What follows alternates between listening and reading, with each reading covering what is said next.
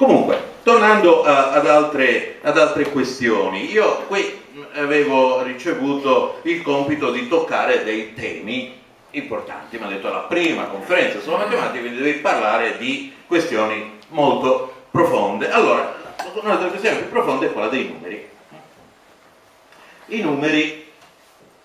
Che numeri usiamo? Noi usiamo i numeri arabi. Qui non c'è particolare ironia da fare, se non quella che si chiamano numeri arabi e non li hanno inventati gli arabi, e comunque gli arabi usano degli altri numeri fatti in tutto altro modo. Quindi già qui uno si domanda chissà perché si chiamano numeri arabi. Infatti si chiamano numeri indo-arabi, li hanno inventati gli indiani. I numeri arabi, tra l'altro, lo 0 si fa come un puntino, l'1 si fa così, il 2 si fa così, il 3 si fa così, il 4 si fa così, il 5 hamsa è così, no? Il 6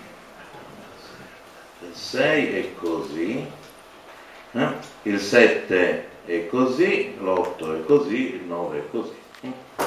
Vedete, questi qui sono i numeri arabi. I nostri invece sono 1, 2, 3, 4, 5, 0, 1, 2, 5, 6. Allora, qual è il vantaggio dei nostri numeri? Vedete che adesso stiamo toccando una delle intuizioni più profonde, al di là, diciamo, di tutte le battute, di tutte le ironie, una delle intuizioni più profonde della scienza, dell'umanità. Qual è il vantaggio dei nostri numeri rispetto, non lo so, ai numeri romani? Calcoli. Giusto, ma che cos'è, prima ancora dei calcoli, che cos'è che ce li rende così utili? Beh, certamente, giustamente, lo 0, non a caso lo 0, no, lo 0 in sanscrito si dice sunya, che poi in arabo diventa sifra, ancora 0 è sifra, che appunto è cifra, e addirittura Shakespeare stesso, no, diceva anche in Amleto, a un certo punto it's a cipher, per dire una cifra, cioè una nullità, è un nulla, no? Ecco, quindi il concetto di cifra è certamente legato allo 0. Ma cos'è che in realtà conta?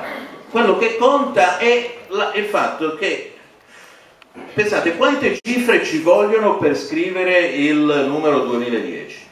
Quante cifre ci vogliono? 4. Il famoso Gugu, no, dello Zecchino d'Oro, quello che andava a scuola con le tavole di pietra, no? C'era la cartella molto pesante, dovendo scrivere 2010 avrebbe scritto 2010 stanghette, ci avrebbe messo 2010 cifre. E i romani, sì, appunto, uno non... sì, dice, beh, in realtà anche i romani avrebbero usato M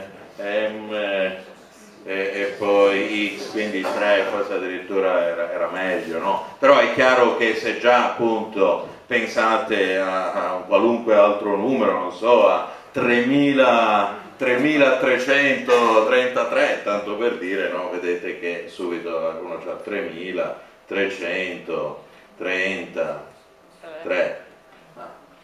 La notazione che usavano i romani è una notazione di tipo, come quella di Gugu, di tipo additivo.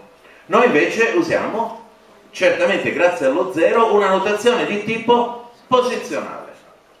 No, quello che conta è la posizione, cioè noi, grazie ai numeri arabi, possiamo descrivere dei numeri molto grandi, 2010, con pochissimi simboli. Abbiamo questa capacità di concisione, come nelle battute di spirito, come il Totò diceva, non so, volere e potere, volare e potare. Fa ridere, non si capisce, ha solo spostato, no, bene, la concisione è in realtà la radice dell'ottimizzazione. Quante cifre ci vogliono, che adesso facciamo una domanda matematica, quante cifre ci vogliono per scrivere il numero n? 4. No. No. Lettere. No, quelle sono le lettere. Quante cifre ci vogliono per scrivere il numero n? E questa è una domanda matematica. N è un numero, quante cifre ci vogliono per scrivere il numero x? No. Quante cifre ci vogliono per scrivere il numero 2010? 4. Per il numero, quello che diceva prima, 1 miliardo?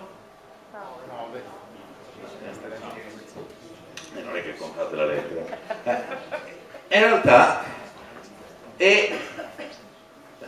adesso arriva un bel protagonista che non c'entra niente con algoritmo, però è l'anagramma di algoritmo, ma proprio non c'entra assolutamente nulla con algoritmo, ed è il logaritmo.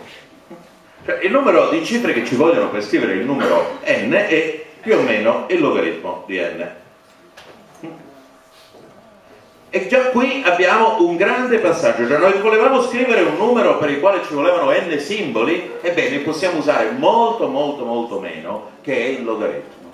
E questo è forse l'esempio più fulgido di ottimizzazione che c'è nella storia del pensiero, e tutti gli informatici quello che cercano di fare non è altro che ripetere questa sorta di miracolo, di questa sorta di teofania, di come poter appunto rappresentare qualcosa di molto grande, di molto complicato, o di usare una procedura che richiede tantissimi passaggi, farlo in modo molto conciso e usare un numero di passaggi o un numero di simboli che è molto piccolo, che è il logaritmo.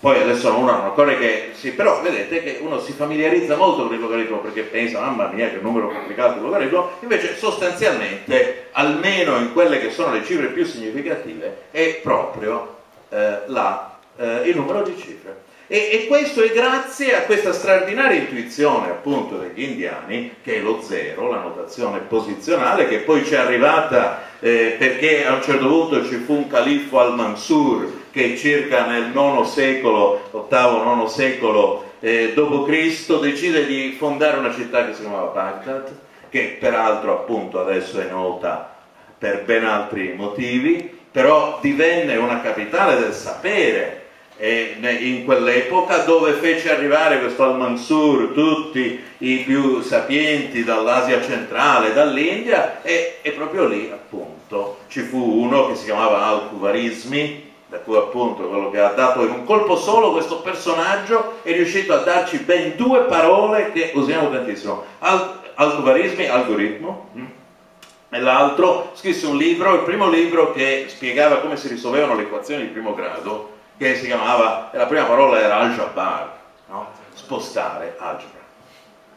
E poi ci sono voluti secoli e finalmente gli europei, finalmente Fibonacci, no? Nel 200 decide di portare, capisce l'importanza di questi calcoli fatti con i numeri arabi e introduce i numeri arabi in Europa.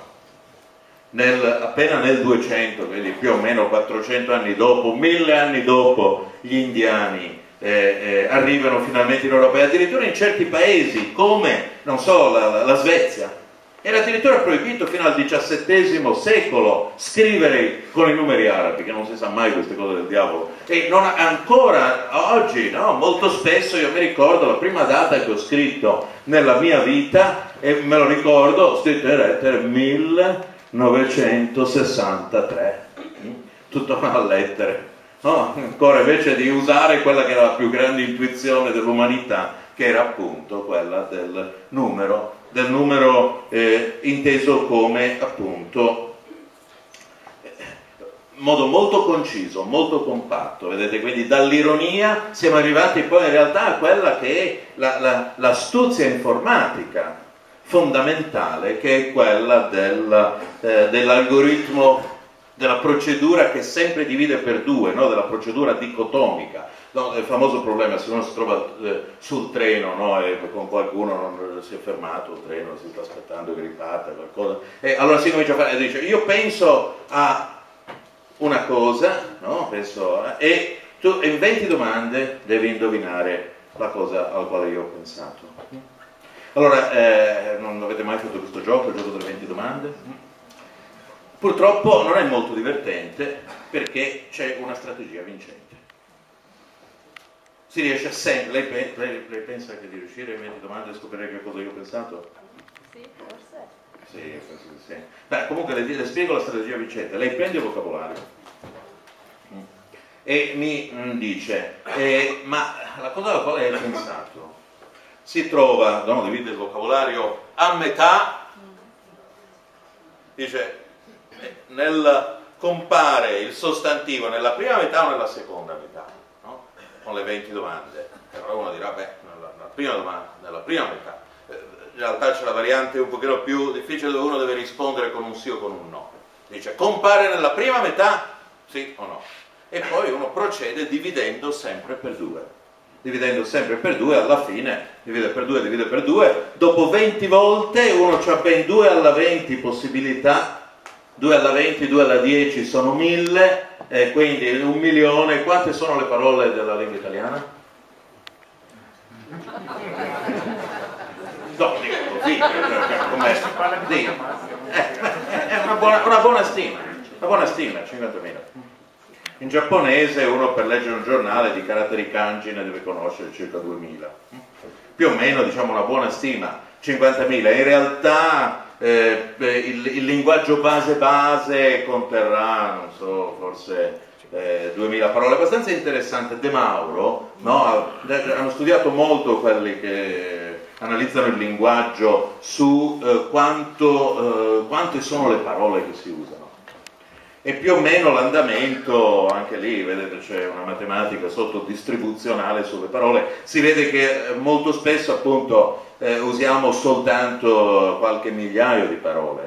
Poi se uno ha un lessico un pochino più elaborato arriva a 10.000, e poi dopo ci sono i lessici specialistici dove appunto si arriva anche magari appunto a 50.000, 100.000 parole, però non è che si usino molto. Quindi capisce che lei con 20 domande risposta sì o no mi sceglie addirittura tra 1.000.000 di possibilità. Quindi 20 domande e 1.000.000 di possibilità. Ecco, questa divisione per 2, molta dell'informatica è proprio riuscire a fare questa riduzione logaritmica, no?